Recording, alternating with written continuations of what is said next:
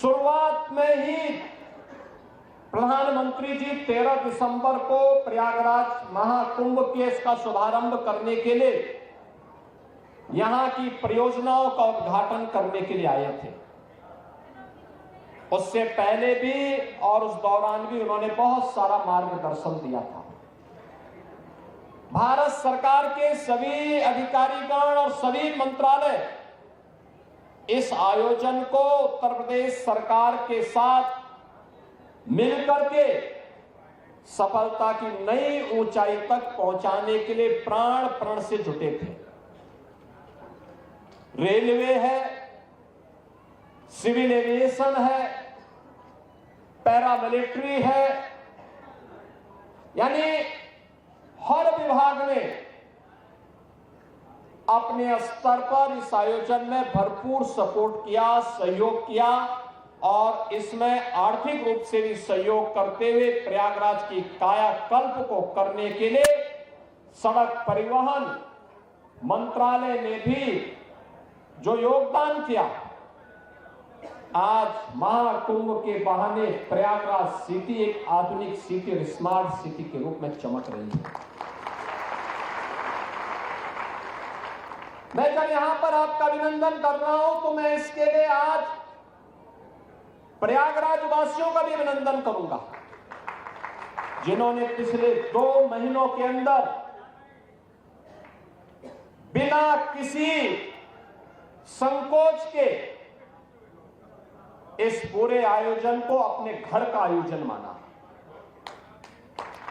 मुझे मालूम है जिस सिटी में 20 से 25 लाख लोग रहते हैं, उस सिटी में अचानक 5 करोड़ 8 करोड़ लोग आ जाएंगे, क्या स्थिति होगी। जिस घर में 5 सदस्य रहते हैं, अचानक 10 लोग आ जाए तो हालत खराब होती है। और यहां तो 20-20 गुना लोग आ रहे थे सिटी में, लेकिन प्रयागराज वासियों ने पूरे धैर्य के साथ, हंसी खुशी के साथ कहा कि नहीं साहब, ये तो हमारा अपना आयोजन है। और प्रयागराज से ही प्रेरित होकर के पूरे प्रदेश में इतना बड़ा आयोजन, जिस मार्ग से तीर्थ यात्री और श्रद्धालु गए, पूज्य संत गए, उनके अभिनंदन के लिए, उनके अभिवादन के लिए, उनके स्वागत के लिए उत्तर प्रदेश वासी वहां पर उमड़ते हुए दिखाई देते थे। उनके स्वागत के लिए, उस धरती का धूल चूमने के लिए वह वहां पर उतावले से प्रतीक्षा करता था, उनका स्वागत करता था, आतिथ्य सत्कार करता था। यह उत्कृष्ट उदाहरण जो प्रस्तुत किया है उत्तर प्रदेश वासियों ने, मैं इसके लिए उत्तर प्रदेश वासियों को भी हृदय से अभिनंदन करता हूं, उनका स्वागत करता हूं। बहनों और भाइयों, महाकुंभ ने उत्तर प्रदेश के अंदर आध्यात्मिक टूरिज्म के कई सर्किट दे दिए। एक प्रयागराज से मां विंध्यवासिनी का धाम होते हुए काशी का, जैसे प्रयागराज में 13 जनवरी से 26 जनवरी तक पूरा समागम था, करोड़ों की संख्या में। कोई दिन ऐसा नहीं था जिस दिन मिनिमम 1.5 करोड़ श्रद्धालु न रहे हो, और ये संख्या 10 करोड़ तक पहुंची थी।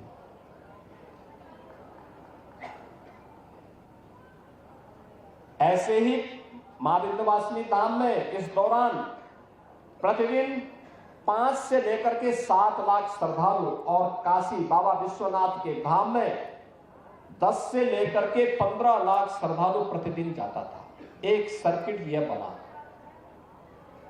एक सर्किट बना अयोध्या धाम और गोरखपुर का। अयोध्या धाम में प्रतिदिन इस दौरान 7 लाख से लेकर के 12 लाख श्रद्धालु प्रतिदिन अयोध्या धाम गया, और गोरखपुर में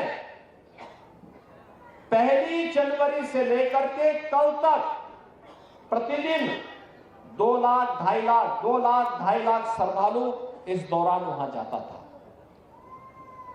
तीसरा सर्किट बना प्रयागराज से श्रृंगवेरपुर होते हुए लखनऊ और नैमिषारण्य का। लाखों की संख्या में श्रद्धालुओं का जमावड़ा वहां रहा। चौथा सर्किट बना प्रयागराज से लालापुर, राजापुर और चित्रकूट का।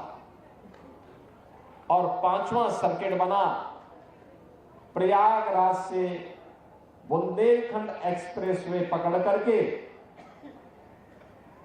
श्रद्धालु जन मथुरा, वृंदावन और सुख तीर्थ की यात्रा के लिए भी गए हैं, बड़ी संख्या में, लाखों की संख्या में। और मैंने जो कहा ना, आस्था का यह इतना विशाल समागम दुनिया के अंदर कभी नहीं हुआ, कहीं नहीं हुआ। 66 करोड़ 30 लाख श्रद्धालु किसी आयोजन का हिस्सा बने। कोई अपहरण की घटना नहीं, कोई लूट की घटना नहीं, कोई छेड़छाड़ की घटना नहीं, कोई दुष्कर्म की घटना नहीं, कोई भी ऐसी घटना नहीं जिस घटना के बारे में कोई ये कह सके। विरोधी को भी ढूंढे दूरबीन लगा करके भी और माइक्रोस्कोप लगा करके भी वे इस प्रकार की घटनाओं को उजागर नहीं कर पा रहे। दुष्प्रचार का कोई मौका विरोधियों ने चूका नहीं। जिनको ये आस्था का महासमागम अच्छा नहीं लग रहा था, उन्होंने कोई मौका नहीं छोड़ा। मौनी अमावस्या के दिन 8 करोड़ श्रद्धालु यहां पर था। हमारी प्राथमिकता थी कि श्रद्धालु जनों को सुरक्षित स्नान करा करके उनके गंतव्य की ओर प्रस्थान करवाया जाए। क्या संगम पे, क्या ऐरावत घाट पर, क्या गंगा जी के किसी भी घाट पर, क्या रेलवे स्टेशन पर, क्या बस स्टेशन पर, क्या अगल बगल के जनपदों में इतना बड़ा समागम प्रयागराज आने की ने तत्पर दिखाई दे रहा था। लेकिन विरोधी और विपक्षी लगातार दुष्प्रचार कर रहे थे, बदनाम कर रहे थे, अपमानित करने की भाषा का उपयोग कर रहे थे। कोई काहिरा की घटना का दृश्य दिखा करके प्रयागराज को बदनाम करता था। प्रयागराज में मौनी अमावस्या के दिन 28 और 29 की रात्रि को दुखद घटना घटी थी। उन सभी परिवारजनों के प्रति हमारी संवेदना है। लेकिन बहनों और भाइयों, उसकी आड़ में काहिरा की घटना को, काठमांडू की घटना को, किसी अन्य जगह की घटना को प्रयागराज से जोड़ करके बदनाम करने की साजिशें हो रही थी। मुझे लगता है कि जनता जनार्दन ने एक सिरे से उन्हें खारिज करके प्रयागराज महाकुंभ में आकर के साबित किया कि नहीं, तुम्हारे दुष्प्रचार में अब नहीं आएंगे। सनातन का ध्वजा अब कभी झुकने वाली नहीं है। और जो भी प्रयागराज आया उसने दो बातों की चर्चा